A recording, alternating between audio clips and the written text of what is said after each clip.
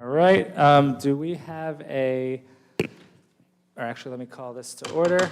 Do we have a motion to retire to executive session of the town council in accordance with Rhode Island General Laws 4246-4 and 4246-5A for the following purpose? Personnel, discussion regarding the town manager's position in accordance with Rhode Island General Laws 4246-5A1. I'll move the motion. Is there a Second. All right, all in favor, roll call, right? All in favor, starting with Susan. Susan Cicilline Bernardo, aye. Eva? Eva Zirinsky, aye. Deb? Deb Kopek, aye. Patrick? Patrick Murray, aye. Jesse Pugh, aye. Motion approved 5-0, and we'll be back here to return to open session in a bit. Thank you.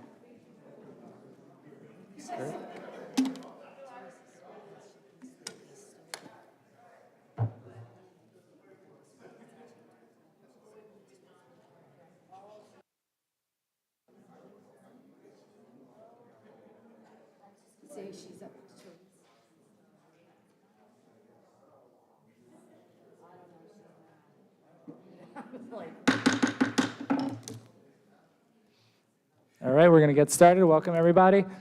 We're going to start the Narragansett Town Council regular meeting for April 4th, 2022 at 7:33 p.m., and we're going to call the meeting to order. Let's start with the Pledge of Allegiance, please. Thank you. To the flag of the United States of America, and to the republic for which it stands, one nation, under God, indivisible, with liberty and justice for all.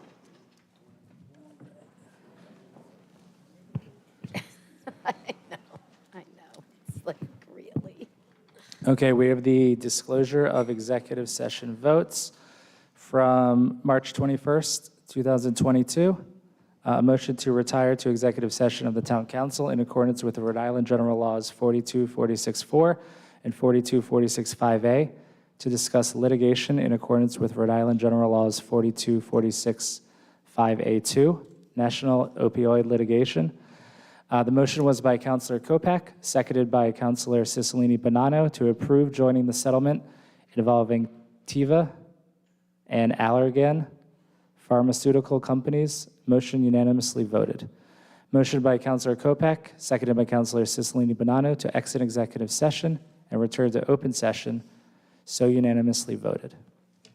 Next, we have the approval of minutes from March 7th, 2022, regular meeting. Do we have a motion to approve? I'll make the motion. There's Second. Motion by Susan, seconded by Eva. All in favor? Aye. All opposed? Motion approved, 5-0. The March 21st, 2022 executive session. Do we have a motion to approve? I'll move the motion. Is there a second? Second. All right, and Eva was absent for that meeting. So all in favor? Aye. Aye. All opposed? And one abstention from Eva. So motion approved 4-0 with the one abstention. All right, we're going to move on to our announcements and presentations. We'll start with the town manager's report. So we'll kick it over to our town manager, Jim Tierney. Thanks, Jim. Thank you. Good evening, everyone. Just a few updates. The town council has directed me to issue an RFQ or an RFP for technical study of central Narragansett to provide a conceptual alignment of the completion of the William C. O'Neill bike path that's been in motion for quite a few years. That was advertised on Friday, April 1st, and the responses are due back on Thursday, April 21st at 11 o'clock, at which time we would select the winner and present it to the council for approval. A reminder that municipal court schedule has been changed. In May, there'll be 2 times a month instead of the 4. Glad to say that we have no town staff who are out due to COVID, which is a great thing. Roadway improvement plans. Town residents can now go onto the town website to check the progress of road paving projects in the town. It's updated on a regular basis, and it gives residents instructions on what they can expect as the contractors start working in their neighborhoods. Budget work sessions reminder, this week and until Monday, there'll be 3 sessions that'll be held for the workshop. They'll be public for the budget. Wednesday, April 6th, Thursday, April 7th, and Monday, April 11th. All of them are at 6 p.m., and they're all public meetings. A while back, the council had directed me to seek to have the town accepted as a participant in the Resilient Roadie program. And we received word last week that the Municipal Resilience Review Committee and the Rhode Island Infrastructure Bank approved the selection of Narragansett to participate in the 2022 Municipal Resilience Program. The Nature Conservatory will work with the town to develop a plan for our town. And the Rhode Island Infrastructure Bank also announced $4.9 million in action grants that will be available for the participating municipalities. We'll be keeping the council informed of this as we move forward with some plans regarding roadie resilience. And that's about it. Okay, thank you, Jim. All right, next, the town of Narragansett will be hosting a peace vigil at the town gazebo on April 13th, 2022, at 5:30 p.m. in collaboration with the URI Center for Nonviolence and Peace Studies.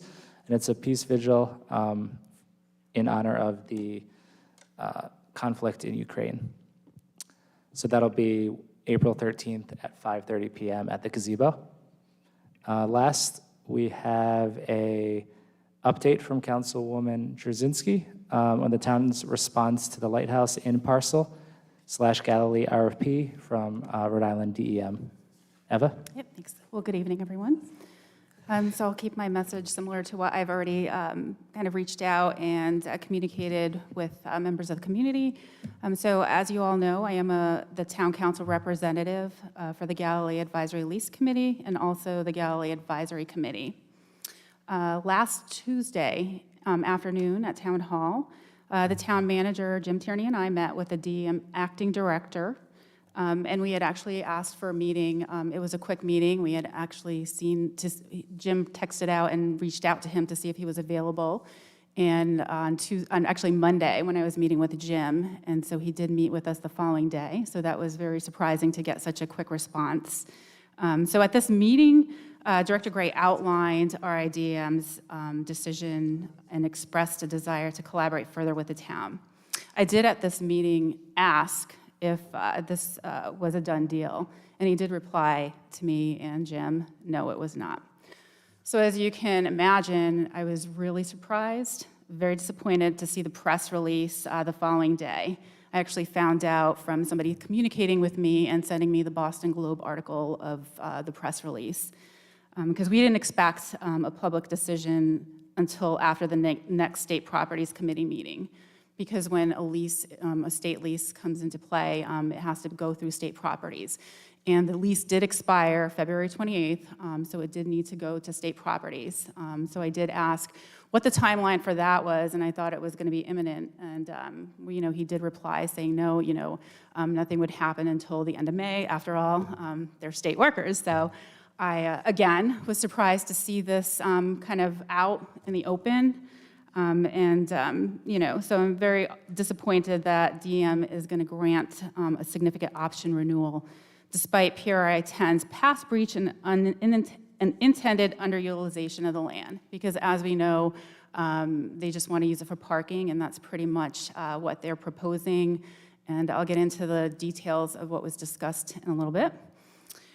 So additionally, the town was never contacted to discuss our proposal, and the process lacked transparency. Normally, in this RFP process, you're brought to the table, explain your proposal. We hadn't heard from them. I kept on asking Jim to follow up, and they kept on saying, oh, we'll get back to you, we'll get back to you. And I also question the legality and the legitimacy of the RFP process, and I also question RIDM's disregard for our local zoning authority, continuously blatant disrespect. So case law, as we know, dictates that the state must comply with local zoning.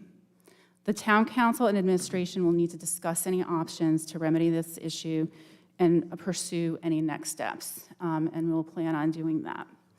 So to summarize, none of the proposals were selected by DEM.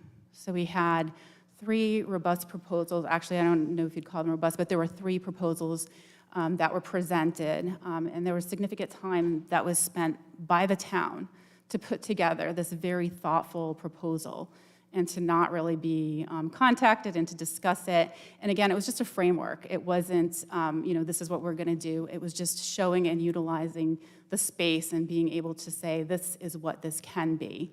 Again, more than parking. And so again, getting back to what else was said, so DEM stated that they will be moving forward to separate parcels from the current lease with PRI 10. So there are 3 parcels. Lot 250 or parcel 250 is the Lighthouse Inn, so that's the front part that we see. And lots 256 and 257 are behind the Lighthouse Inn, and obviously we know that that's being used as a huge parking lot currently. So DM wants to carve out Lot 250 and give PRI 10 a 19-year lease for 256 and 257 for parking, a use that actually requires a special use permit by local zoning. The new lease, as I think and I hope they're following the rules, will have to go to the State Properties Committee for approval. Again, they said most likely the end of May, but I'm going to keep my eyes open because I feel like I can't believe anything I'm being told these days. And then once DEM parcel 250 is freed up from the current lease lessee, DM stated that they would collaborate with the town developer to develop that land. And then DEM will take on the demolition. So basically, PRI 10 is off the hook, and they do not have to do any demolition of this property that's been an eyesore, and the taxpayers are going to have to pick up the tab for that now. And so also, DM, when I did ask, because I think the town would be interested in ownership of this parcel, they're not interested in relinquishing ownership. I just feel that the town was not given a seat at the table, and politics as usual played out. And I think that's a belief from a lot of our constituents, and I've been hearing from a lot of people just reaching out to me stating the same. And so I do remain committed to exploring potential for development on this parcel that will enhance the village center and bolster Rhode Island's blue economy, because that's what we really need to focus on. And I am going to make this statement speaking as a constituent and just a voter in general. The RIDM does report to the governor. I just feel that Governor McKee failed this town, and I just still remain hopeful. So again, all eyes should be on our administration, and I hope that the town will take note and vote accordingly after all is said and done. And again, I haven't given up hope, and I hope nobody else has. I think we all know that this has been a big saga, and you know, again, I think we should remain hopeful. I think we should explore options, and I did meet with our town council president, our solicitor, and our town manager, and our community development officer, director, so that we could come up with a plan. So again, I just wanted to update everyone on this DEM proposal, Galilee proposal, and again, I think we should remain hopeful. Thank you. Thank you, Eva, for the update and comments. And real quick, before we move on, just want to make one quick announcement. Our town committees and boards are very important to the town and to the council in general. And we did have a recent resignation from the Affordable Housing Committee that just happened. So if anyone's interested in that committee, feel free to apply through the town website for the Affordable Housing Committee, because we do have an open seat for that now. All right, thank you. We're going to move on to our open forum public comment portion of the meeting. So this is for any items not on the agenda tonight. So if anyone wants to speak on anything that's not on the agenda, now would be the time. Just raise your hand, I'll call you up, and please keep your comments to 3 minutes. We'll start with Richard.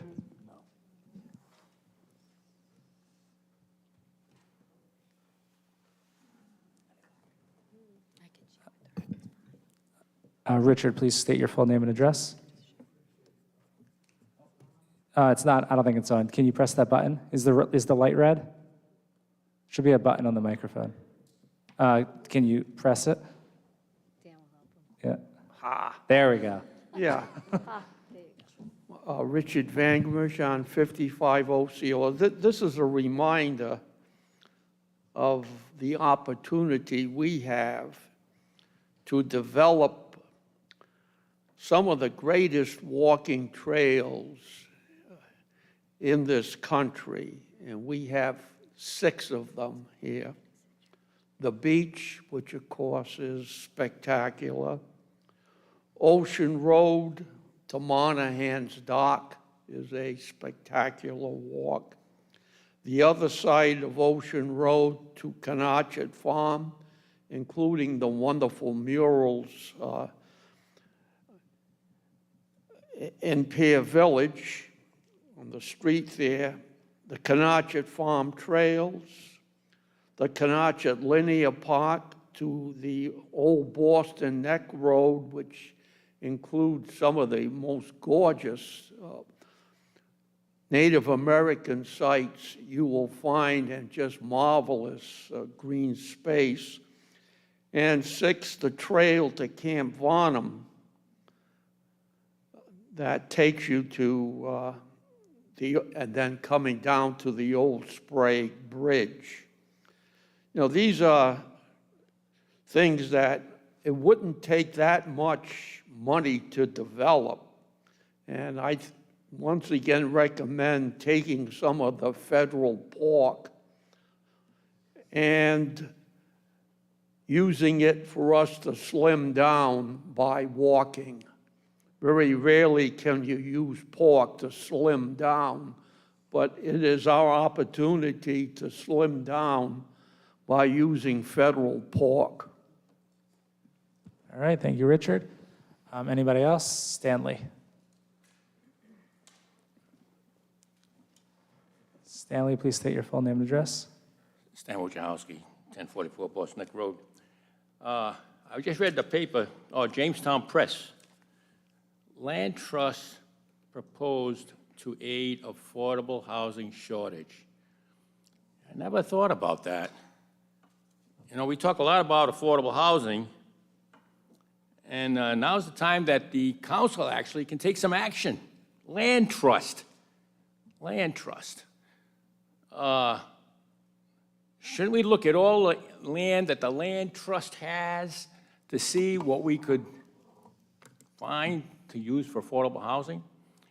I can't help it. I just drove down the road by accident, and Sunset Farms. I know I love the farm. I love the cows and the horses. I love all that. I love it. But we're talking people in distress with affordable housing. If you go down Daytona, Briggs Farm, you go down Daytona, there's access to Sunset Farms.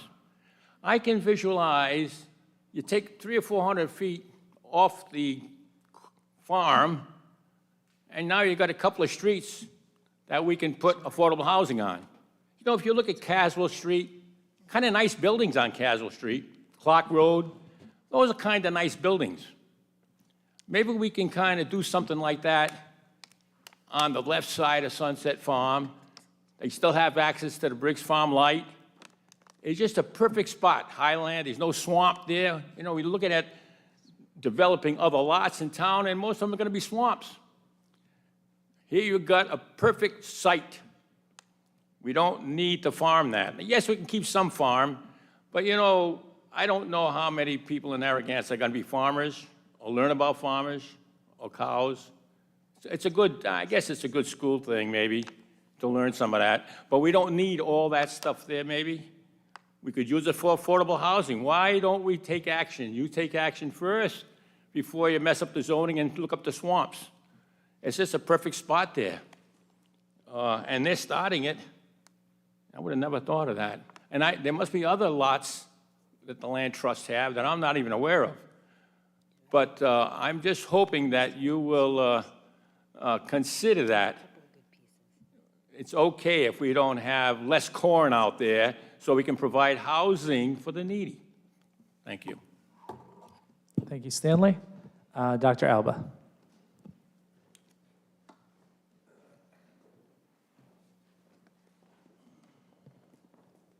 Just a quick thing before you get started, Al.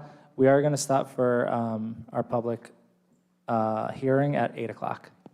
So we'll need 9 minutes. Are you guys all going to speak one after another? Well, actually, Sherry and I were going to do the reading. That would be 6 minutes. And Cheryl Grace Swenson, who helped me actually compose this and gave me input, because she comes from a family of fishermen, so I have to give credit for her for some of the content in here, and she did an excellent job, so thank you so much. Okay, well, it's up to you guys. You can start. we might have to cut you off at 8. You could finish after, or you could just wait until after the public hearing and do it then. Do you want to wait after the public hearing? So then we'll all be able to follow together. Do you think? Is there anyone else we could take some other comments. You guys could do it after the public hearing if you want. At what time will the public hearing be? It's probably about a half hour. Oh, that's okay. Thank you. All right, no problem. All right. Anyone else looking to speak now?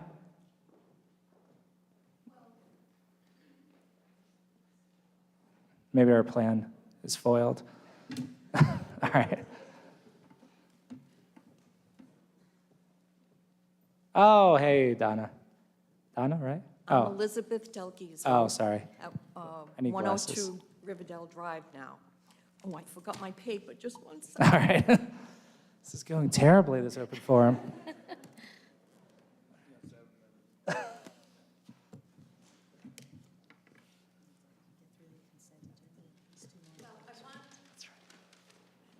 I want to speak in regards to the Galilee redevelopment. I want to thank all that have been participating in for the town of Narragansett. However, I will say that I'm not for or against Narragansett developing it. However, it would be nice if we could. I think the town should definitely have a say in what's going to be done with that property, as it is in our town. On Channel 12 tonight, at 5:30, 6 o'clock news, they did mention that the DEM and the Lighthouse Inn had been unused for the last 7 years, and that DEM would like to demolish it and add more public parking. Now, pre-10, I do not feel should receive any lease extensions, especially after what they've done and left that property the way it is. They haven't adhered to their responsibilities. I would like to know, have they been fined for the bad state of existing premises? And if not, why not?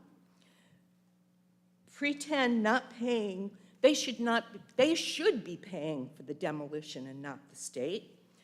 The state should temporarily get the parking fees instead of extending their lease till a decision is made. If the state's going to pay for this demolition, at least they should be receiving the fees that they could be obtaining there. I do not believe that pre-10 should ever get a lease there again. The other thing is, where are our Narragansett, State of the Rhode Island representatives and senators for the state of Rhode Island that we have here in Narragansett, such as Miss McEntee, Miss Valverde, Miss Tanzi, Miss DeMario? I don't know if they've had much involvement in this, but I think we should be getting them to get involved with us, because they do represent Narragansett. And we taxpayers need answers to these questions. So I really hope that you continue to pursue this, and I think the whole state needs to be involved, not just the town of Narragansett. Thank you. All right, thank you. So, Elizabeth, I just wanted to comment. The representatives have been involved, just so you know, they have been working on it. Teresa Tanzi's not here tonight because it was her daughter's birthday, but they have been involved all along the way and continue to be involved. Well, do you think they could get some appointments with the governor or get more activity going for us instead of We'll see. All right, is there anyone else? Yep, in the back, Mr. Oh, Catanzaro, right. Ron. Catanzaro, 17 Atlantic Ave. And thank you for spearheading this. What you've told us about Galilee right now is disappointing, although it's Rhode Island, so it's not what you know, it's who you know.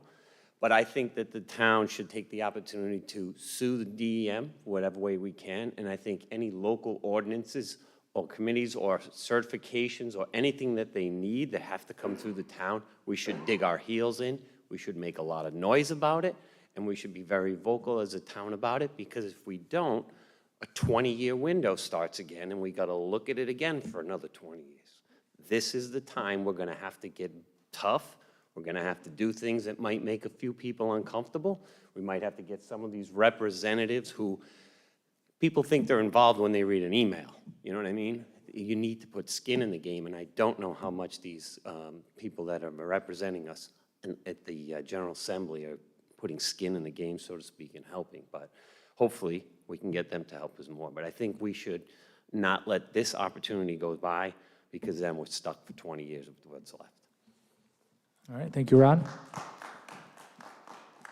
All right, we have a couple minutes before public hearing. Is there anybody else? Okay. All right, so we'll just pause for 2 minutes, and we'll start our public hearing momentarily. And then we'll be back to open forum after that.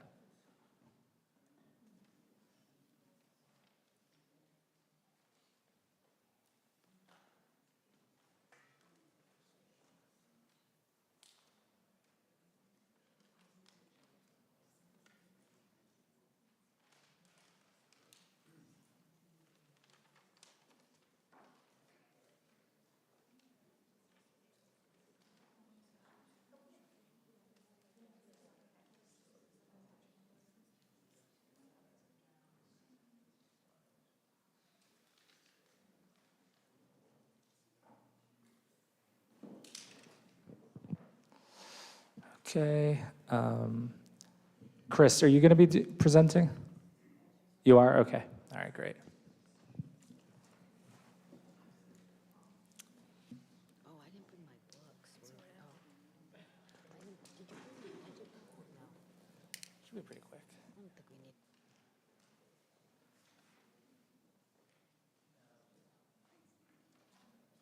All right, we're at 8 o'clock. Right, okay, great. All right, do we have a motion to open and hold a public hearing on the proposed budget for the 2022-2023 fiscal year? I'll make the motion. Second. All right, motion by Susan, second by Eva. All in favor? Aye. Aye. All opposed?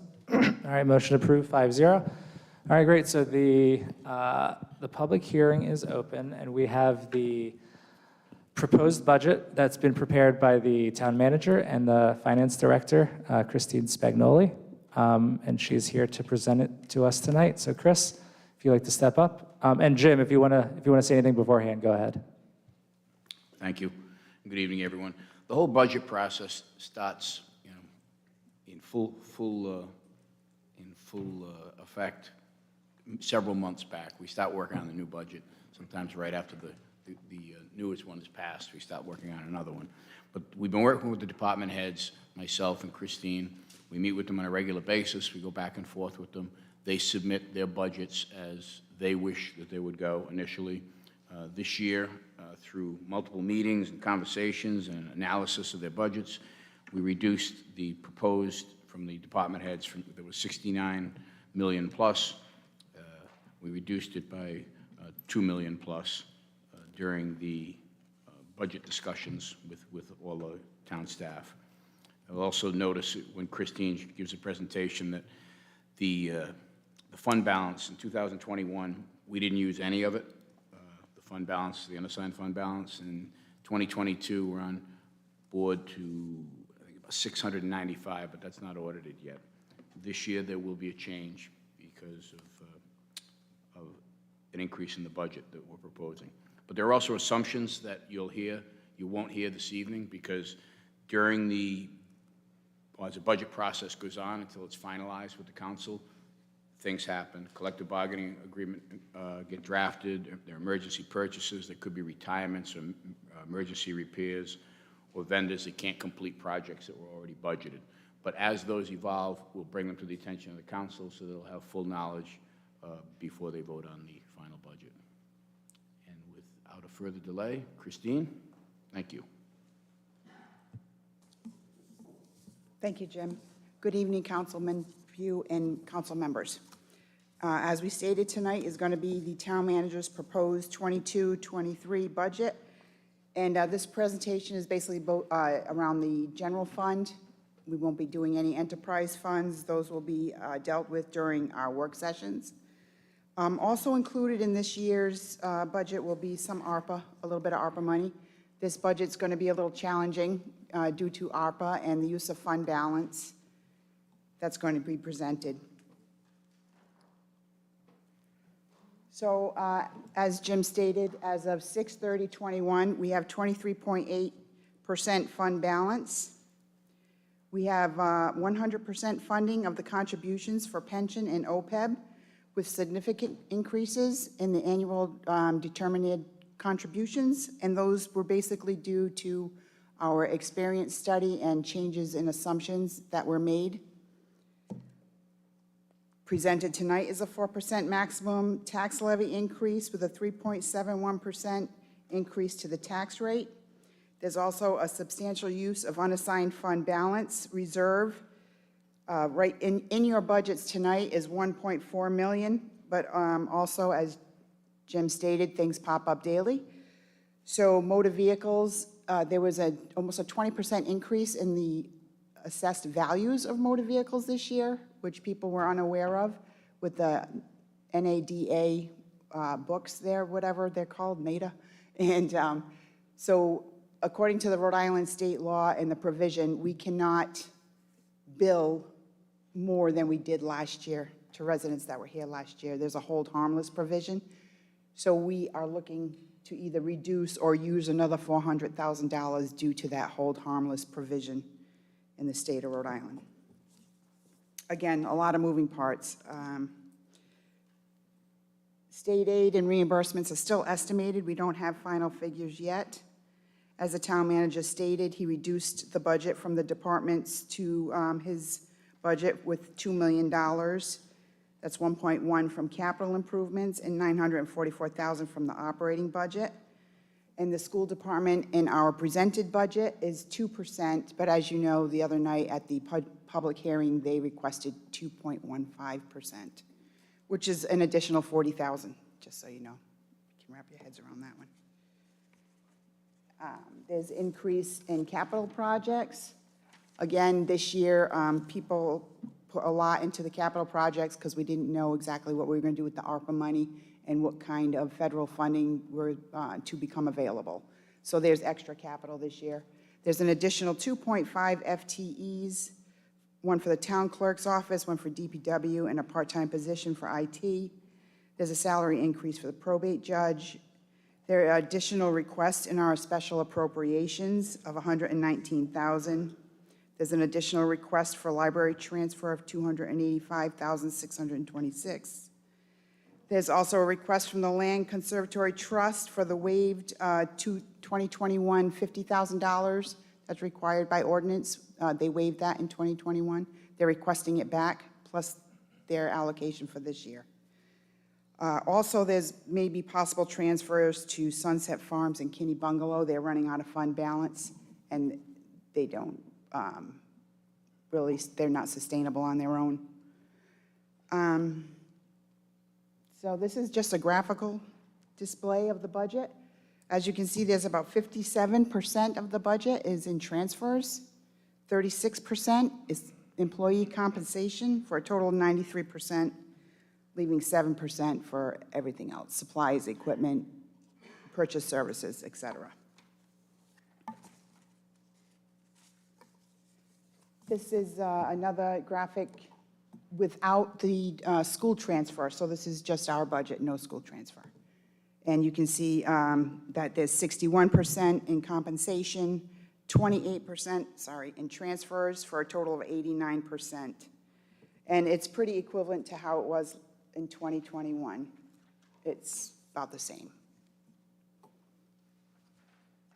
This is another graphic of the allocations for each area: personnel, purchase service, supplies, materials, and equipment, et cetera.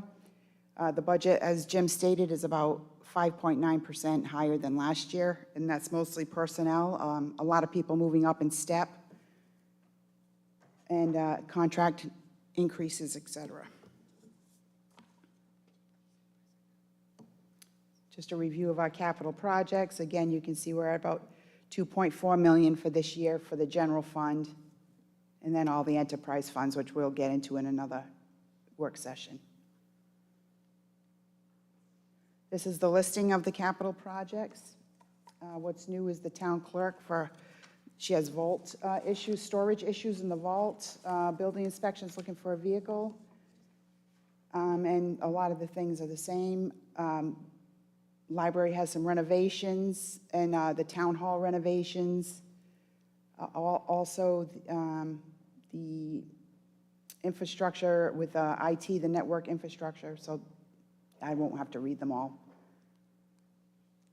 Here's the American Rescue Plan. So as you know, we received $4,587,921 as an allocation.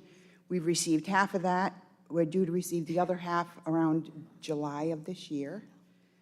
Again, I'm going to reiterate, the project should be most beneficial to the community and offer the most economic impact. Transparency and community collaboration is important.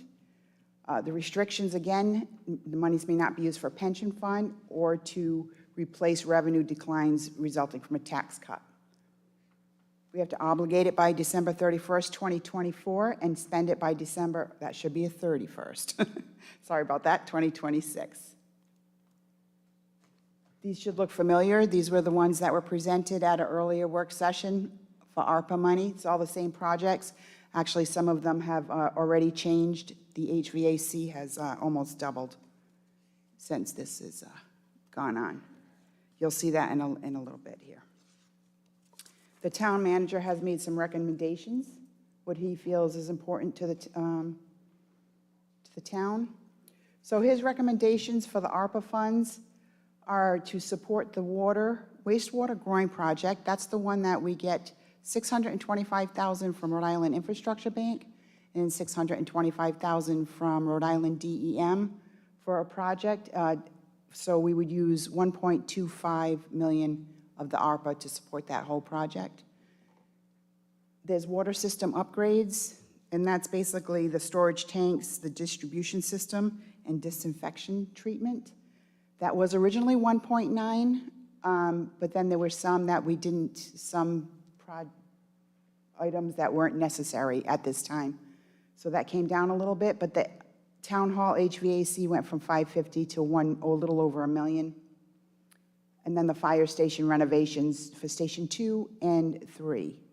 That leaves a balance of $168,000 plus, and we just recommend that we keep that there for any deficits, overruns, maybe possible grant matching in the future, and any administrative fees. I know there was a big list of items. We're also trying to work with our consultants, GZA, if you remember, iParametrics, and we're trying to get funding for a little over $1 million for the Envine Estate Storm Drain Project. So we're right now in the middle of going through that. It's due April 14th, so engineering and DPW are really on top of that one. So hopefully we'll get that grant money, and that project can come off the table. Okay. So what does that mean? That's the proposed tax rate for residential property is $9.19 per thousand, and the commercial rate is proposed at $12.41. The current year rates are $8.86 and $11.96 per thousand. The increase in the tax rate is due to the 4% maximum increase of the tax levy. The tax levy at 4% increase brings in about a little over $2.1 million every year. So at 4%, we're just a $2 million growth. And again, the rate would be at 3.71% more than the current year. I also bring this up because we haven't gone up in the tax levy since 2018 to its maximum level, and salaries do keep increasing over what we're increasing our budget. So at some point, we're going to need to increase the levy so it keeps up with the salary increases, longevity with the rate of inflation, et cetera. So what's next? We have our council work sessions, April 6th, 7th, and 11th. The second public hearing is scheduled for May 2nd. The adoption of the capital improvement plan resolution is scheduled for May 16th. That night also is our first reading of the budget ordinance, and the second reading would be June 6th. And the tax bills are due to be sent out around the third week of June. So if you have any questions, hopefully I can answer them. Thank you, Chris. Great presentation. And thanks for laying out the schedule for everybody. It's good. Is this document on the town website for the public? It was attached to the agenda. I can get it on the website under the financial documents. Okay, great. That'd be perfect. Well, just for anyone in the public who wants to access it. And let's go around the council real quick. Does anyone have any questions for Chris tonight? No, just thank you for that presentation. I appreciate it. No, not now? Okay. Deborah, Susan? Not at this point, thank you, Chris. Thank you. Just, can you just explain the difference between the school transfer and other transfers? Sure. So the school, obviously, is just the school transfer, and it's kept by itself because it's so much larger. Right. But the other transfers would be our special appropriations, so Chamber of Commerce, the National Society, Historical Society. I can't remember them There's a all right bunch- now. there's a- But then we also have transfers to OPEB, transfers to the library, and things of that nature. Okay, thank you. Debt service, capital. Okay, Got it. Thank you. Great presentation. thank you. All right, thanks again, Chris. Feel free to take a seat, and we'll be talking to you more throughout the week. Are there any members of the public who would like to speak? We'll start with Al in the back.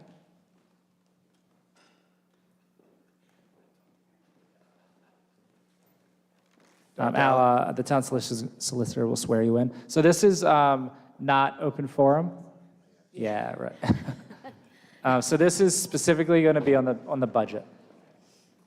James, you want to swear Al in? Please, do you swear to tell the truth, the whole truth, and nothing but the truth? I do. Please state your name and address. Dr. Al Alba. Thank you. Yes, the budget looks good. I was just wondering, I saw there was money allocated for the town hall for HVAC. I was wondering if we might eventually be getting AC in this room. The summers are awfully hot, and I feel for the town council members who are behind their desk, and the town manager, and the Yes. town solicitor. and- The answer is yes. Oh, Yeah, it's a full system, Al. It's for HVAC, clear ventilation post-COVID, and upgrade the whole building, get rid of the air conditioners that are about to fall out the window sometimes. Okay. Outstanding. Also, I attended the South County Museum in the past, and it's beautiful. I don't know if any monies need to be allocated for, or could be allocated to help them out. I don't know if that was issued, or if they have their separate allocation. There is an appropriation for them. I think we gave a one in the last year, and I believe there's one in for this year. I'm not sure what the amount is, but there is an allocation in there for them. Thank you very much. Right. No problem. Stanley. All right, Stanley?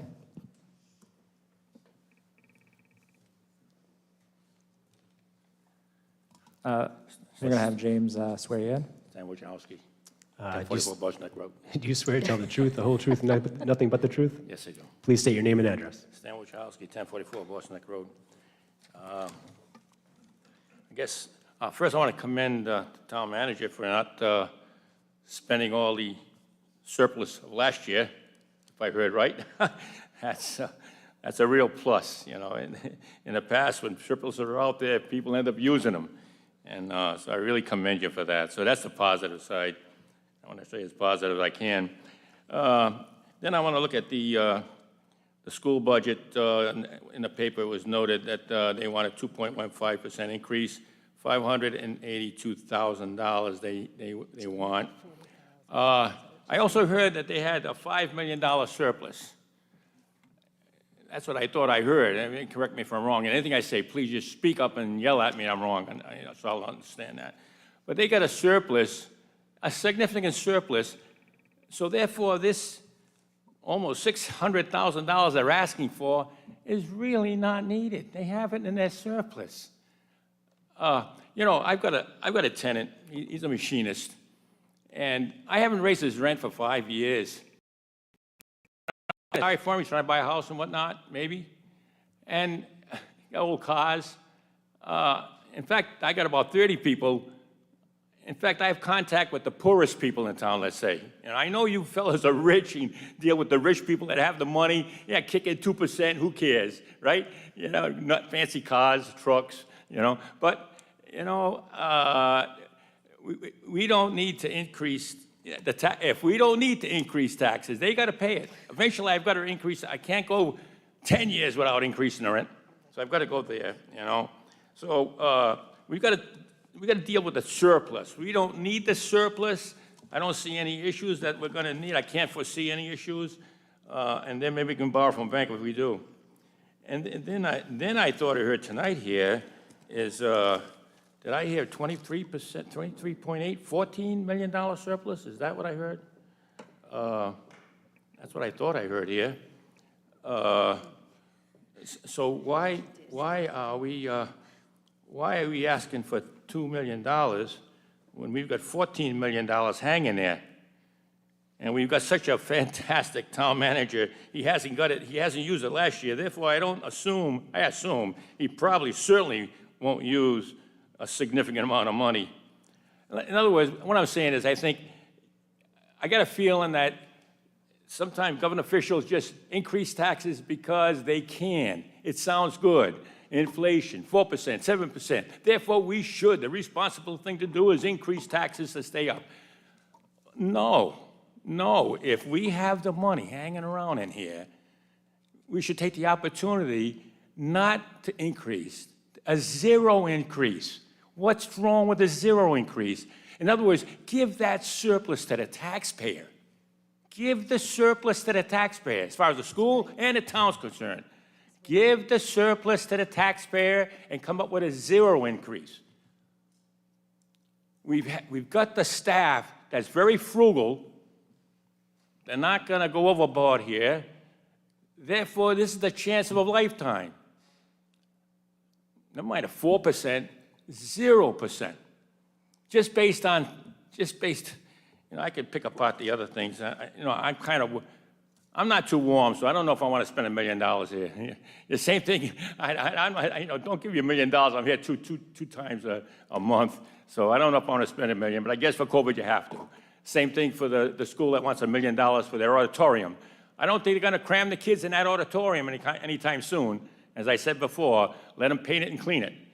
And do we need $1 million over there in that auditorium right now? I'm not so sure, you know. So we've got to watch the numbers a little closer and start with the surplus. All right, I'll let the individual department heads figure out where they can be frugal, but you lead them and say, okay, we're frugal. We're going to take away the surplus and give it to the taxpayer. Thank you very much. Thank you, Stanley. All right, anybody else? All right, Mr. Mann. Please raise your right hand. Do you swear to tell the truth, the whole truth, and nothing but the truth? I do. Please state your name and address. Thomas Mann, 65 Oak Hill Road. Thank you. I wasn't planning to speak on this tonight, but as I do serve on the Finance Committee, I just wanted to offer an endorsement on some of the priorities that were presented tonight on particularly investing capital in both water systems and wastewater systems. Having studied this on the Finance Committee, we've spent considerable time talking about what's going on with our wastewater systems and our costs to deliver and to process sewage and so forth. I think these are two areas that are Narragansett is very vulnerable to. On the water side, because we don't produce our own water and we're totally reliant on our neighboring towns, we should be concerned about the availability of water and the quality of water. I don't know about everyone else, but I get a letter, it seems like every quarter, informing me that the water that we drink every day is not safe and has high levels of toxins as a result of overchlorination and that accumulation buildup in our water systems. And that's scary to me as someone who lives here and drinks the water and relies on the water. But we also have water shortages sometimes in the summer because of the amount of water that's being used. And so we have both a quality and availability issue. And there has to be solutions. And in all of these budgets and so forth, we do have to invest in the system that delivers it. But I think we should also be exploring coming up with alternative sources for water. And I have read deep into the reports on this issue that are available to the public, at least. I know some things are not available to the public. And there have been ideas in the past proposed to explore even drilling and creating some water wells. And that might be a good idea to do that, even if it's for emergency situations, because we do have hurricanes and weather systems that can impact this, and we may have some needs for at least emergency use.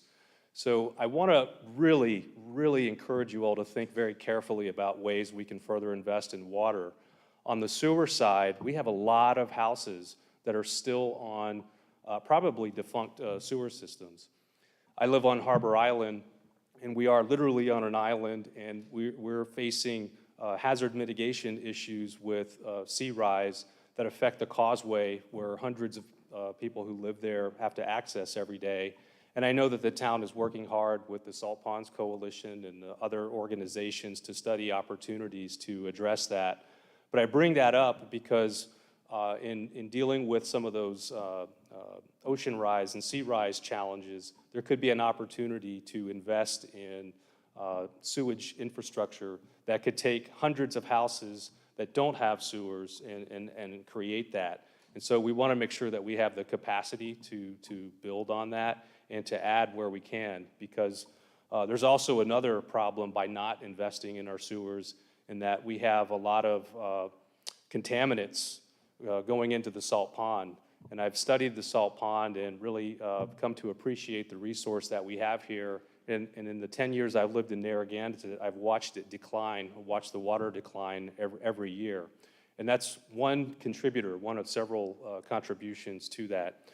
So going back to the list of priorities, and I know you all have to make decisions that are going to be tough to make because there's only so much money, I do just want to really encourage you to think carefully and invest as much as you can in water and sewer systems. Thank you. Thank you, Thomas.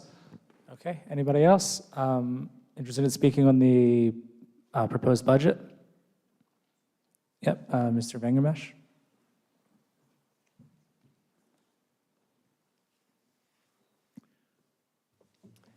Please raise your right hand. Do you swear to tell the truth, the whole truth, and nothing but the truth? Yes. Just please state your name and address. Yeah, Richard Vangermesh. I'd like to continue on with my colleague on the Finance Committee, for which I've sat for a number of years.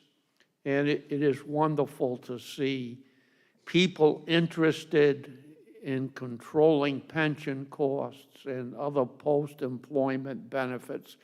You don't know how much we have improved over the last, let's say, 7 or 8 years. The last 3 managers, Pam Nolan and Bo Jims, really, Jim Manny and our current Jim, really have done a masterful job.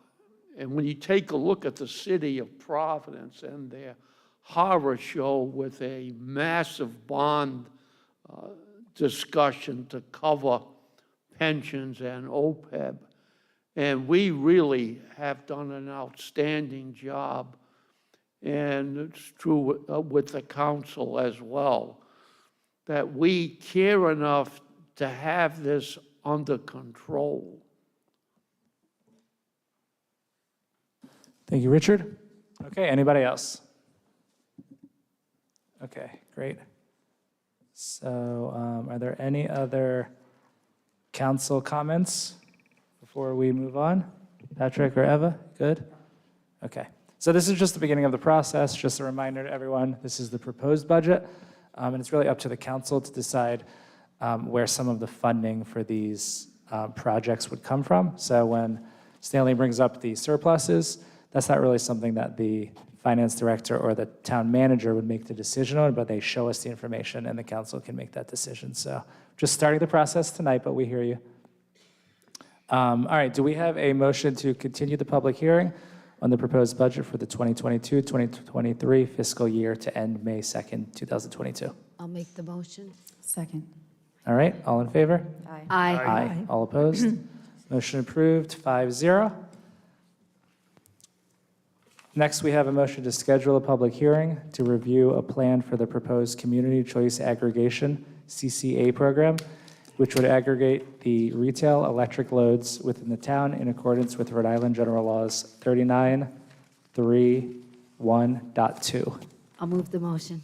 Second. Do Okay? you have a date for that? We do have a date, so that would be, May 16th. one May second. 16th?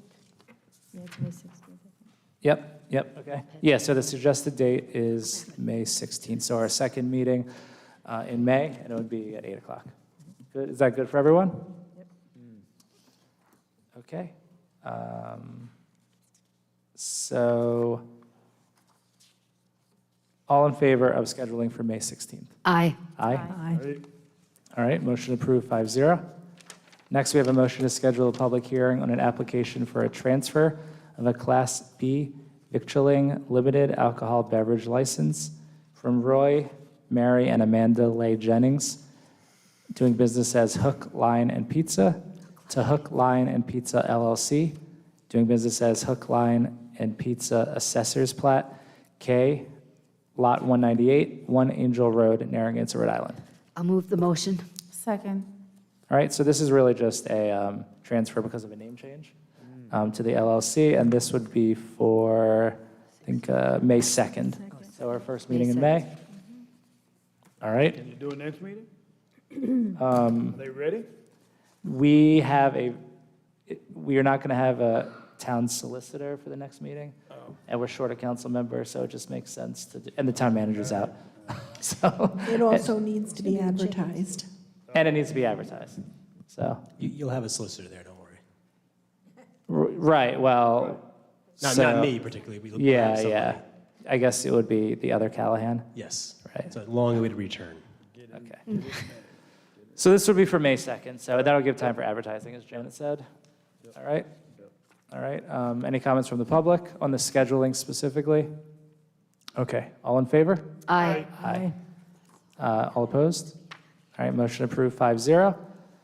So that's it for our public hearings. So we're going to go back to, Consent agenda? we're going to go back to open forum. So 8:30 on the dot. So if Al would like to come up.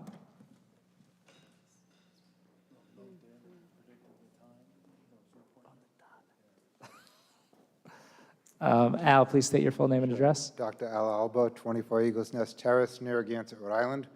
I would like to thank Cheryl Gray Swenson and Sherry Carberry for being instrumental in helping me with the paper and incorporating the information. Also, our lawyer, who's acting pro bono, gave me advice as well, which I hope the town solicitor will listen to some of that advice, and I'll gladly email this to you as well, so you'll have a copy.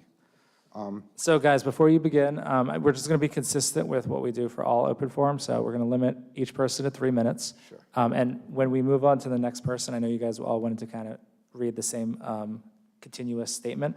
Just make sure you state your full name and address as well. Okay, go ahead.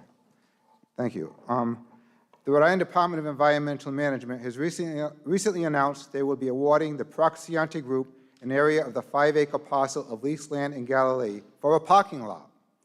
It is important that the town of Narragansett, the RA Attorney General's office, and the governor step in and tell the State Properties Committee and the RIDM that they cannot award the lease to Proxiante without it going out for bid. And hopefully all of our legislators will be on board as well. It appears the whole RFP process can be considered a dog and pony show, done in a perfunctory manner, to pretend that the RIDM was acting in good faith. The RIDM has a fiduciary responsibility to lease its property without partiality, so the state can use the land that will be best for Rhode Island and the town of Narragansett, the residents, the fishermen, and the taxpayers of Rhode Island. With the RIDM noting they will be awarding Proxiante developers a parcel of land for a parking lot and not putting the parcel out for bid, the RIDM is not acting in good faith. To add insult to injury, the RIDM is attempting to award the lease to a corporation who showed reckless disregard to the area of the leased land. In a Zoom meeting with the town of Narragansett Town Council, Proxiciante's chief legal counsel, Michael Vicola, called the area of Galilee noisy and smelly, a situation that was ironically created by the company's neglect. The latest proposed lease to Proxiciante stinks as much as his abandoned property. Who in their right mind will award a new lease to the same person who trashed their property with the previous lease? And the leaser had to pay for the cleanup of the trashed property. Sadly, it's going to be the taxpayers of the state of Rhode Island if this goes through. If the town of Narragansett were awarded the lease for the parking lot, we could have used the income from the parking lot to pay for improving Galilee, both for the residents and the fishermen, for our libraries, schools, and infrastructure. A certain percent of the proceeds from the parking lot could also have been appropriated and could be appropriated for the fishermen to provide funding for a nearby fishermen's community center. Now Proxiciante will be reaping the profits of the state of Rhode Island at taxpayers' expense. If this is not a dereliction of duties by the RIDEM, what would you call it? The RIDEM previously noted Proxiciante will be given a 6-month lease extension, but he was to remove the existing buildings. We can all see the demolition of the buildings was not completed. Why does the RIDM continue to pander to Proxiciante at this developer's gain and the entire state of Rhode Island's loss? We are tired as Rhode Island taxpayers for having to clean up the mess of the rich and famous. We had to pay for the Kurt Schilling Studio 38 deal. So we do not want to pay for the RIDEM Proxiciante deal. Enough is enough. Thank you. All right, Sherry, please state your full name and address. Sherry Carberry, 6 Teal Pond Road, and I'm Thank a you. member of the Board of Friends of Galilee. In conclusion, we recommend and urge the town of Narragansett take the following steps. 1, the town solicitor should apply to the Washington County Superior Court for a temporary restraining order based on a verified complaint that immediate and irreparable injury, loss, or damage will result to the town if RIDEM awards Proxiciante its lease. The state now must pay to demolish his abandoned properties. 2, the town of Narragansett should request through the APRA, Freedom of Information Act, that they see all the records of the minutes from the meetings involving the review of the RFP and those responsible for awarding the lease to Proxiciante. 3, contact the Rhode Island Attorney General Office again to issue a cease and desist order to prevent the Rhode Island DEM from granting a lease to Proxiciante. The Rhode Island DEM has violated their fiduciary relationship by awarding a lease without having the lease going out for bid. 4, have the Rhode Island DEM be investigated for gross malfeasance, as the RIDEM has allowed Proxiciante developers to trash the state property that was being leased out without penalty. Currently, rather than charging Proxiciante with gross neglect, Rhode Island DEM is having taxpayers pay to clean up the abandoned building. Rhode Island DEM has previously allocated parcels of land that were zoned for fisheries to be used as parking lots. These zoned lots should be dedicated to the fishing industry, such as the construction of a lodging/community center, allocated for mending nets and other duties, and have designated parking exclusively for the fishermen. Such reckless behaviors by the Rhode Island DEM cannot be considered ethical by anyone nor any state agency unless they are unscrupulous. 5, the state and town of Narragansett must tell the State Properties Committee they cannot approve the lease to Proxiciante for a parking lot, as the Rhode Island DEM has failed to negotiate with the town of Narragansett and other bidders for the area of land in good faith. 6, if all else fails, the town of Narragansett Zoning Board should refuse to grant a special use permit for the parking lot area as the lease was obtained due to gross mismanagement of the Rhode Island DEM. It takes the entire state to save our village of Galilee. May we still have hope in Rhode Island, as our state motto has not changed. Thank you. Hi, I'm Cheryl Grace Swenson, 70 Inez Street, Narragansett. Great, thank you. It's come to my attention that Governor McKee's has proposed a $46 million infrastructure investment for fiscal year 2023 for aiming to extend the life of the Port of Galilee for decades. Some of the questions we have are, how will this money be appropriated? Will it be used to help the fishermen? Some of the suggestions we've got is possibly a community center, whoa, that didn't come out right. Community center, temporary housing, parking for fishermen only with an access key, improvement in the water supply, new bulkheads, docks, sidewalks, electrical updates, and an area for mending nets, which have been taken over by parking lots. You may wonder why I'm here. The reason I'm here is because I'm from a fishing family dating back to the 1960s, and I have a special place in my heart for the Galilee, the Port of Galilee, and all who ever worked there, died there, are still doing it, and those in the future. And I want to make it a better place for our fishermen. My personal story is sad. My father was a fisherman, my uncle was a fisherman, my brother was a fisherman. He started lumping at 14, and it got in his blood right away, and he became a fisherman. He became a captain. He got his captain's license. He built a boat in my mother's yard. He named it Small Time. It was a one-man operation. And then the DEM cut the quota in half, and he wasn't able to make a living anymore. But he did go on to build another boat, and he kept that boat for a few years. And then he sunk into a deep depression because he couldn't make ends meet. He did not get the help he needed, and there was nothing available in the point to help him. He became homeless, wandering the streets, and on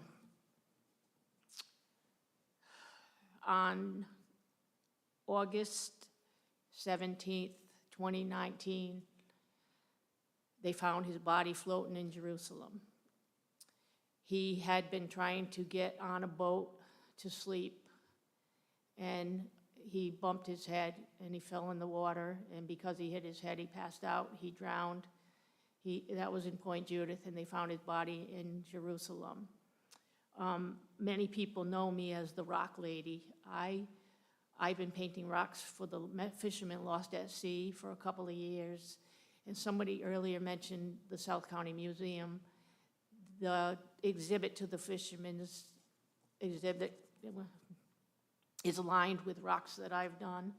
I've done them for everyone that's on that memorial, and I've done them for many, many others because I love Point Judith. I love the people down there. I know how hard they work, and I know how much they sacrifice to do what they do so we can have fresh seafood.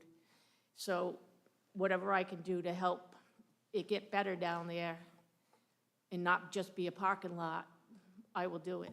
Thank you. Thank you.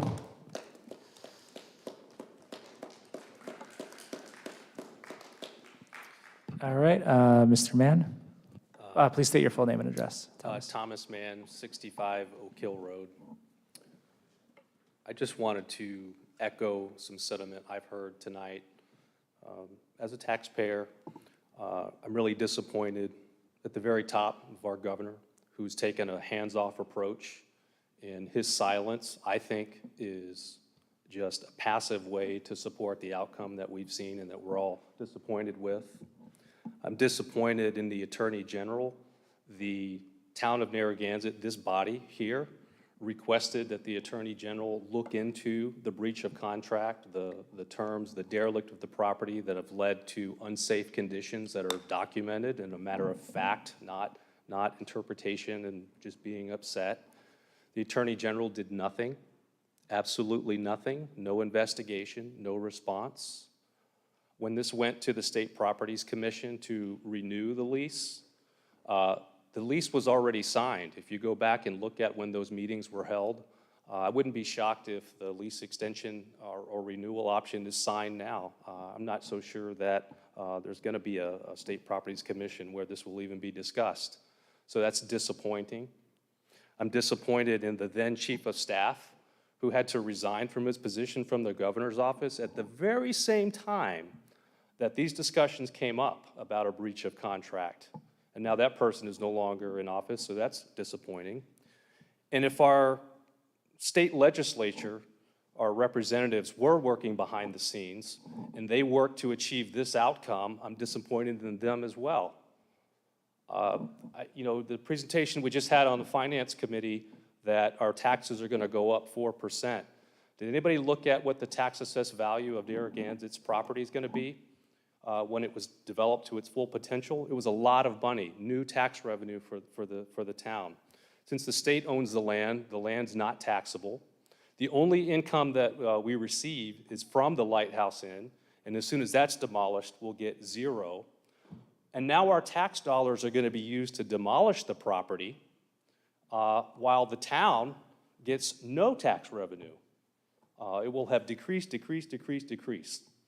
And I think we have to fight. You all have to fight. You're in a position to do something about this. The town can do something. Our enforcement can do something. We're the authority having jurisdiction, the fire department. Where's the fire department? There's unsafe conditions. There's blight. Where's our building inspector? Why aren't we doing anything about it? Everybody's just been passively sitting on their hands, collectively, and it's put us in this position. So yes, we didn't win it, and maybe the town won't be a developer, but we could at least hold PRIX accountable. We could hold the state accountable and get the right outcome for this town. Thank you. All right, thank you. All right, is there anyone else from the public interested in speaking in public comment? Okay, all right, we're going to close that portion of the meeting and move on to the consent agenda. Are there any items from consent that any council member would like to remove? Nope. All right, do we have a motion to approve the consent agenda? I'll make a motion to approve the consent agenda. Is there a second? Okay, all in favor? Aye. Aye, all opposed? Motion approved, 5-0. Next, under new business, we have a motion to approve the police department's request to hire 2 new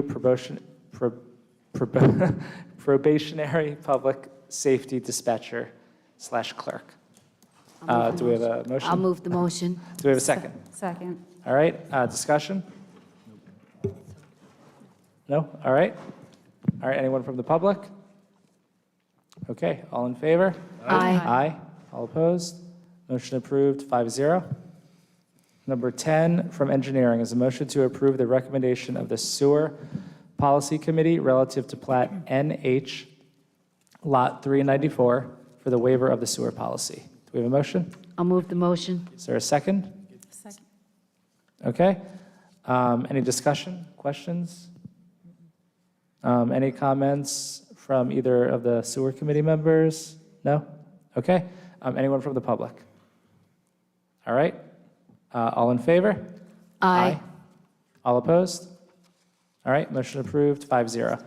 Number 11 from engineering is a motion to approve the proposal from Fuss & O'Neill and authorize the town engineer to sign the agreement for professional services related to illicit discharge investigations for town storm drainage systems that drain to Scarborough Beach in the amount of $10,000. Do we have a motion? I'll move the motion. Is there a second? All right, is that Eva? Did you second? yes. Okay.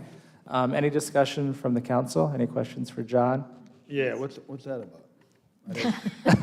So this is a, I didn't get a chance to look at that. sure, John, you want to come on up? Thank you.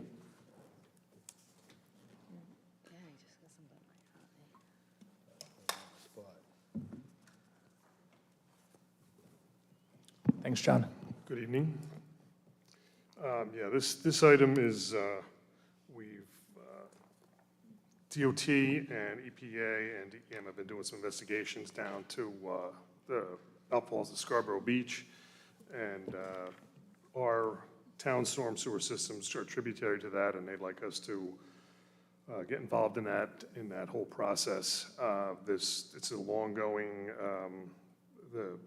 effort down there regarding beach closures and the like, and there's a bunch of different aspects to the whole project.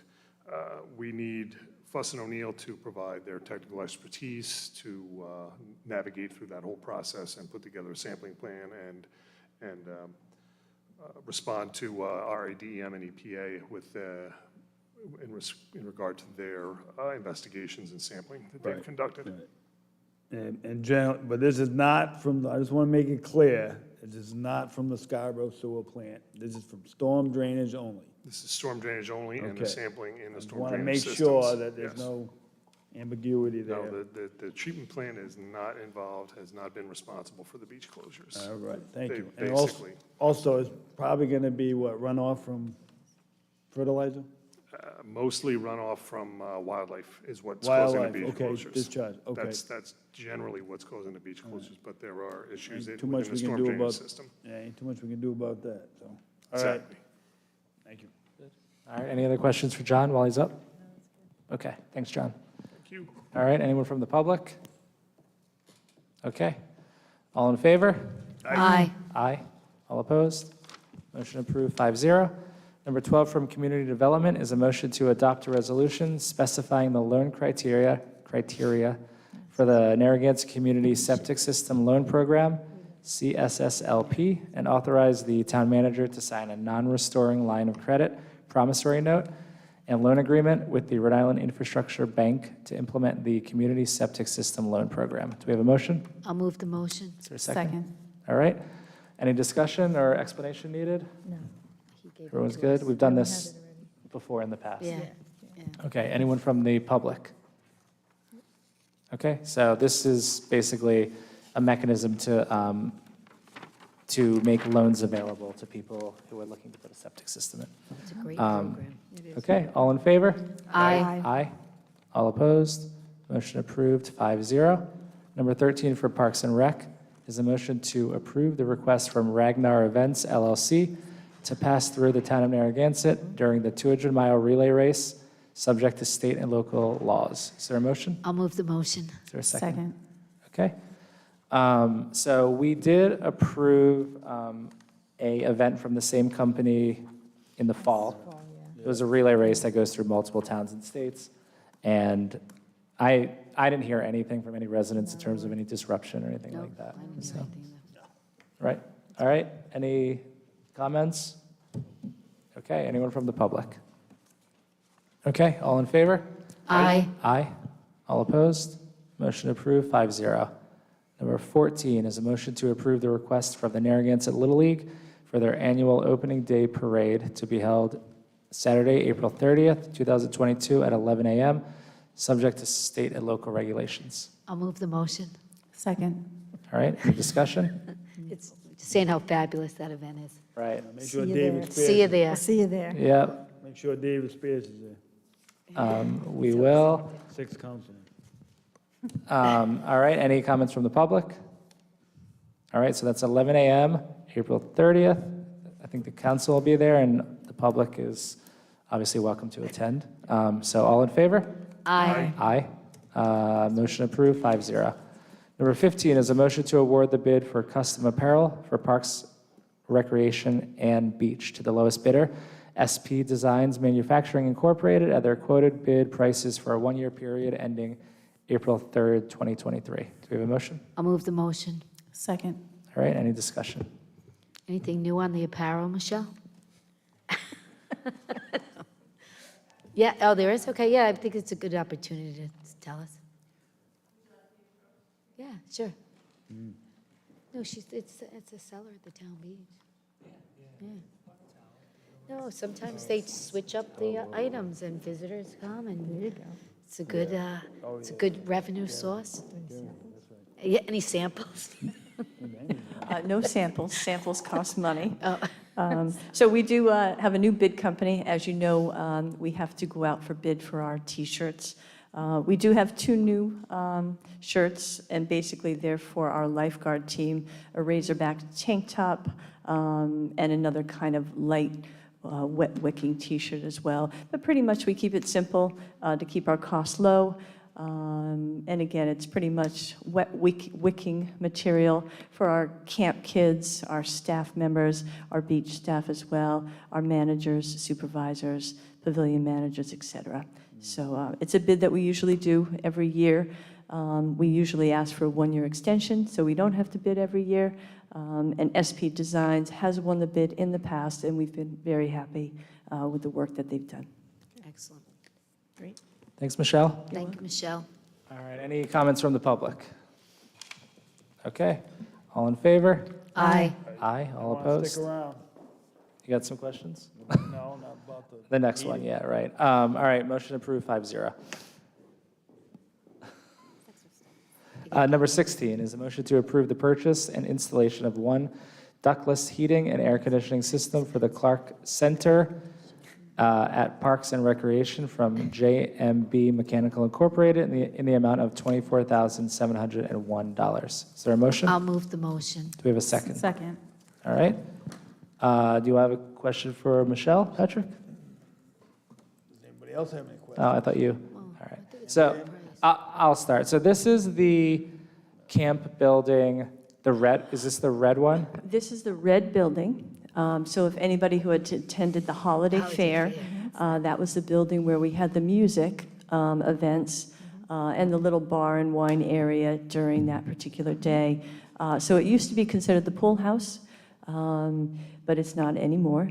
So we're hoping to move it into a year-round event venue. As you know from the agenda, $18,000 in donations were received.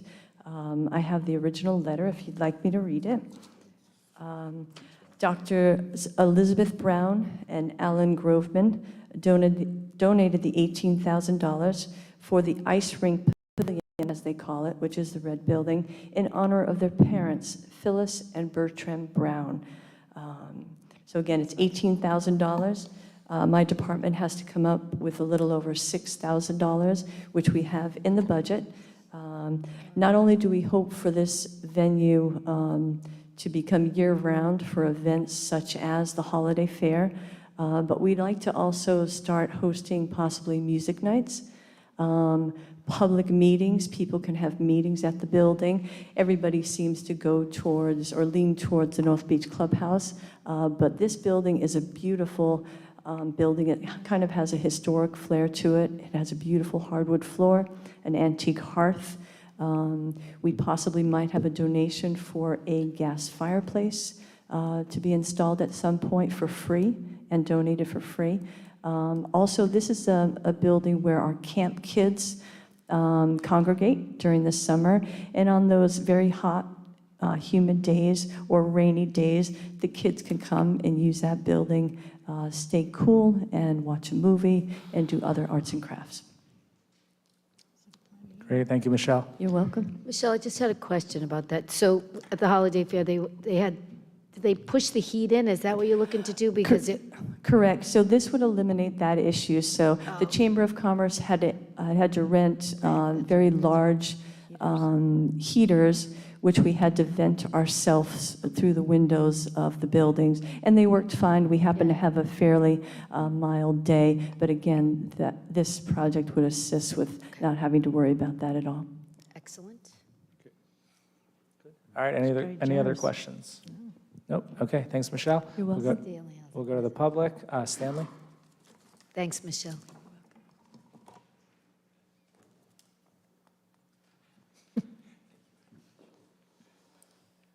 Dan Wichowski, 1044 Boss Neck Road. I want to commend her for getting the, finding the extra funds. Geez, I hope you could pass all the ideas on how to get the additional monies so we don't have to pay the full bill. That's a plus. Thank you very much. Thanks, Stanley. All right, anybody else? Richard?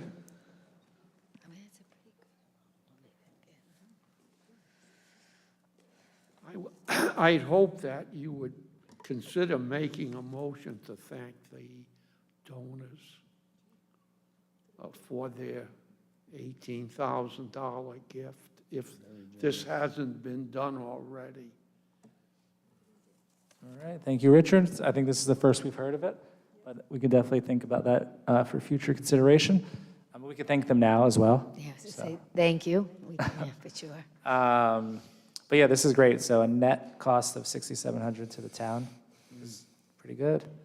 Any other comments? Anyone else from the public? Okay. All right, all in favor? Aye. Aye. All opposed? Motion approved, 5-0. Thanks, Michelle. One more from Parks and Rec is a motion to approve the request from the Wakefield Rotary Club to host a children's festival on Sunday, May 15th, 2022, from 11 a.m. to 4 p.m. at the South County Museum, subject to state and local regulations. I'll move the motion. Do we have a second? All right, motion by Second. Susan, second by Eva. Are there any comments or questions from the council? Okay, how about from the public? Do we have anyone here to speak? All right, we do. We do. It is Donna this time. We have a representative from the Rotary Club. Donna Vignelli, and Vice President of the Wakefield Rotary Club, and I have with me Margaret Johnson, who is a fellow Rotarian. Great. Margaret- Donna, can you just state your address real quick? I own property in Narragansett at 660 Point Judith Road. Perfect, thank you. Margaret and I are the co-chairs for our Wakefield Rotary fundraiser, which will be held, as you said, May 15th at the South County Museum, and we're here to ask for approval. We just wanted to let you know that we just found out about this about a week ago, that it was brought to our attention that we needed to have approval from the council for our event. When we approached Heather at the museum in October and finalized our commitment, at no time were we told that we needed that. That was necessary. So we've been working really closely with Chris, and he's been wonderful to work with, and we planned the event, we booked our vendors, we began advertising it, so we're just really hoping tonight that you're going to approve it. So thank you. Thank you, Donna. Anyone have any questions? No. Clear? Thank you. All right, thank you, guys. All right, great. So again, May 15th, 2022 at the South County Museum. And there have been other like family fun events there through the years that have always been great. So it sounds like this is in a similar vein to that. Allie, they're here. All right, okay, all in favor? Aye. Aye, motion approved, 5-0. Looking forward to it? Okay, we have number 18 from the town clerk is a motion to introduce, pass, read, and accept as a first reading amendments to Chapter 731 of the Code of Ordinances of the Town of Narragansett, Rhode Island, entitled Zoning, amending Section 2.2, Definitions, Section 6, Zoning Regulations, Section 12, Special Use Permits, and Section 7.9, Automobile Parking Spaces, to include personal storage. Do we have a motion? I'll move the motion. We have a second? Second. All right, second. So motion by Susan, second by Deb. Okay, so we had the public hearing last meeting. That's closed, so we're not going to be taking any public comment from the public or from the audience.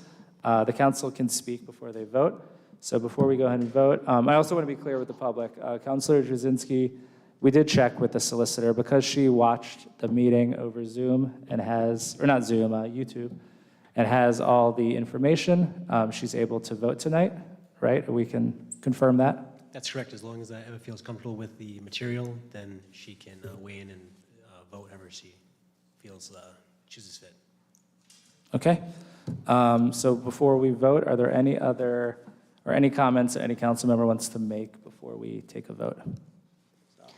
So we're just voting on adding the personal storage to the zone, correct? That's the, Well, there's a bunch of, yeah. It's a lot more than that. right, so it's a new use in the ordinance, and then you're adding all the different definitions and everything that goes along with that. Yes, but the main bulk of it is adding that to the zone, right? Because that wasn't on the, I just want to separate that between that and the situation if it comes before us again, right? Right, so it's not specific to the development, this Right. is a new use in this A type of new zone. use, yeah. That's defined, yep, Yes. right. For Okay. which there's 2 places in town where it could ever be. That's what it sounds like. No, well, that's what we've been told by the I think we need applicant. to check with Mike about that. Yeah, Mike, you're up. Oh, I'm sorry. that's, I'm along the same Yeah, lines. I just want to be clear on that. So, How may I help you? under this special use for this zone, there's only 2 places in town that meet that criteria? Theoretically? When it first came to the planning board for review, I did a search using the GIS system of the town. And given the criteria that Mr. Garrahy had added to his second draft that involved things like being on a state highway, being adjacent to an industrial zone, those conditions ruled out numerous locations. And as I reported in my staff report to the planning board a month or so ago, 2 months ago, I should say, I could only find one other location than the one that is owned by his client. So that is correct, and it was in my staff report.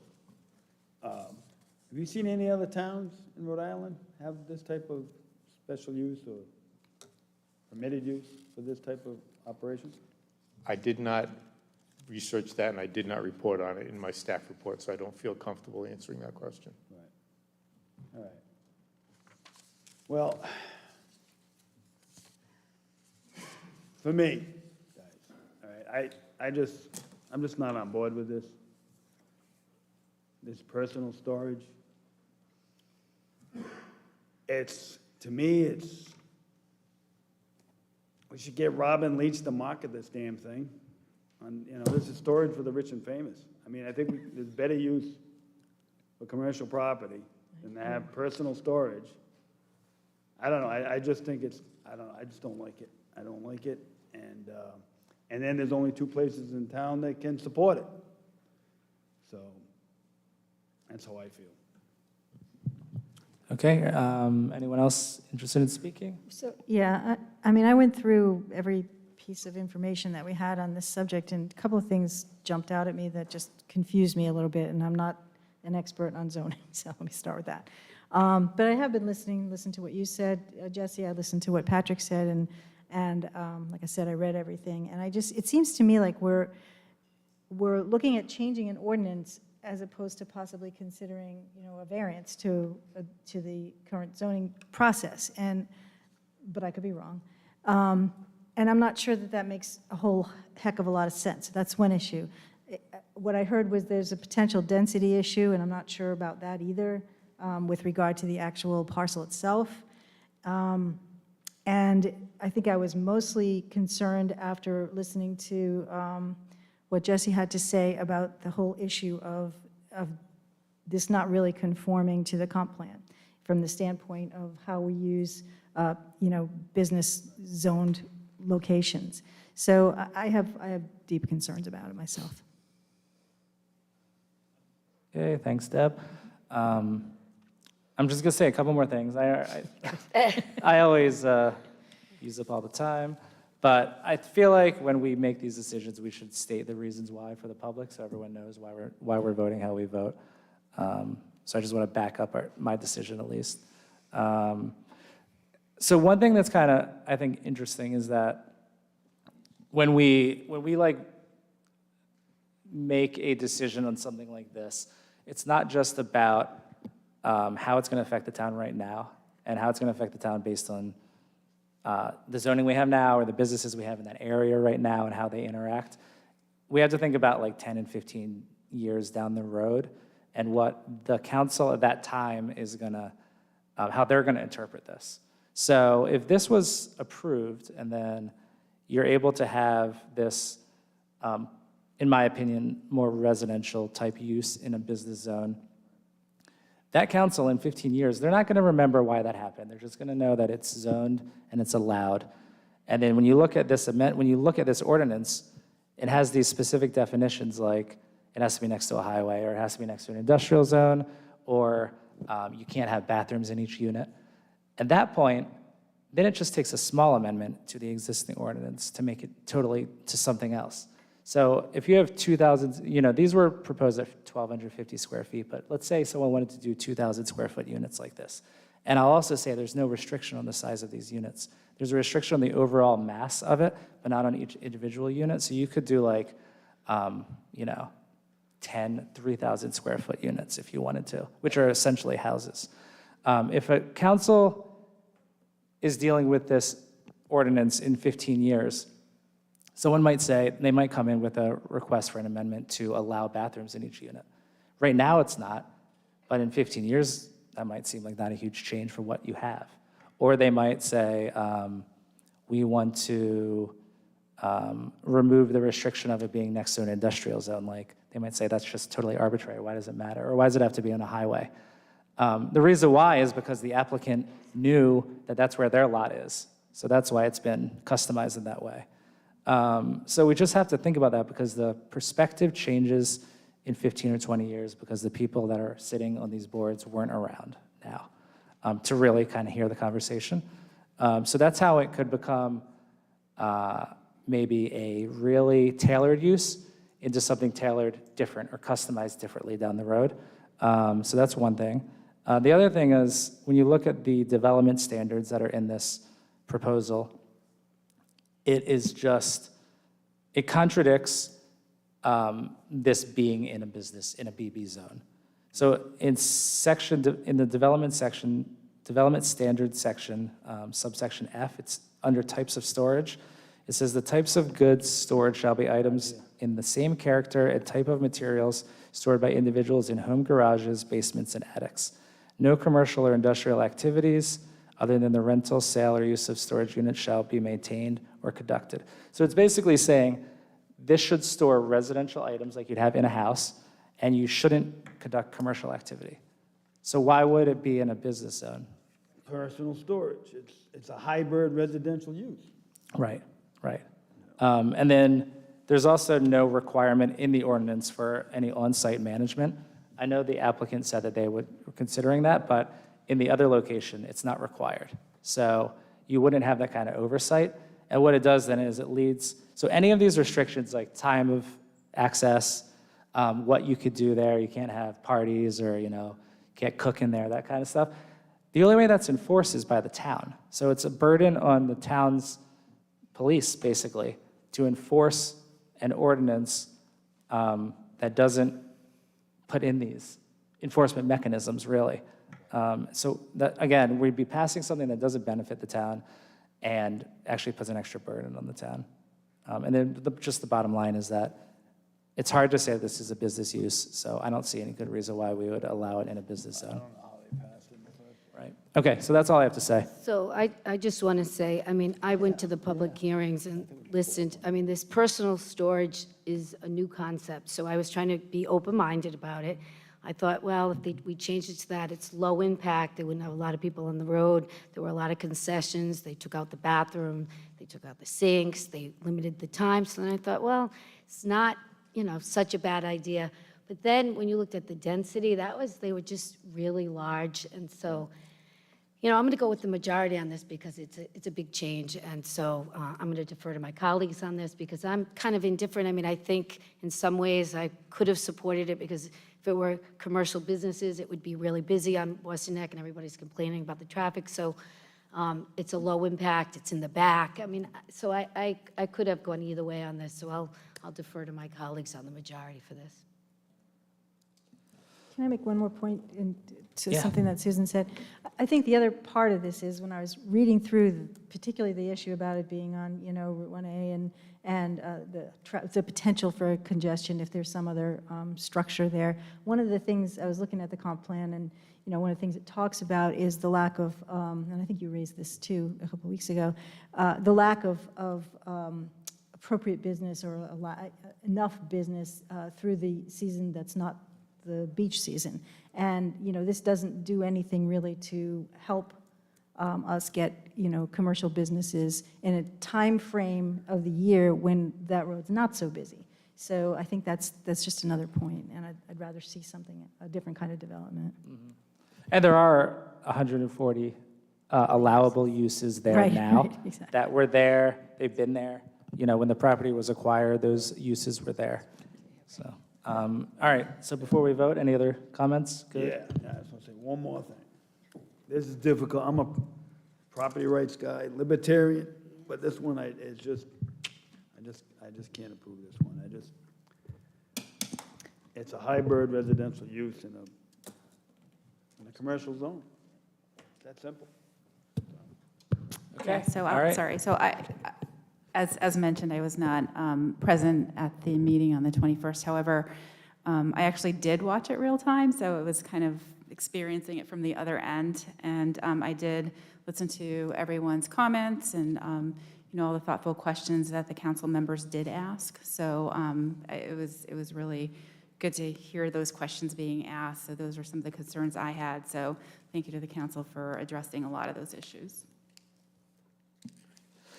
Okay, so again, we're not going to go to the public because we had the public hearing on this one, and we closed that. So we'll go ahead and take the vote. All in favor? All opposed? Aye? Aye. Nay. Or how do we do Nay. this? It's nay. I don't think we've haven't had a vote like this. Yeah, do it again. Nay. Nay.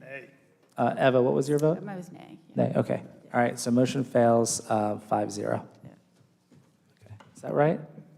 Okay, sorry. We got that one right. We kind of did that Let's get out of here. backwards. Yeah, 0-5, right.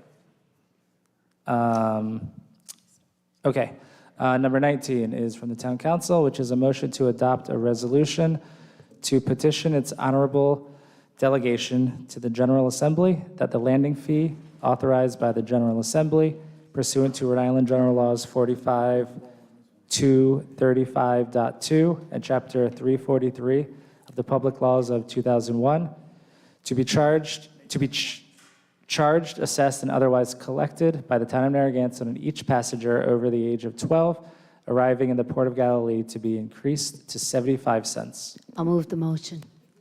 A second. All right, motion by Susan, seconded by Eva. This comes from Councilors Trzynski and Murray.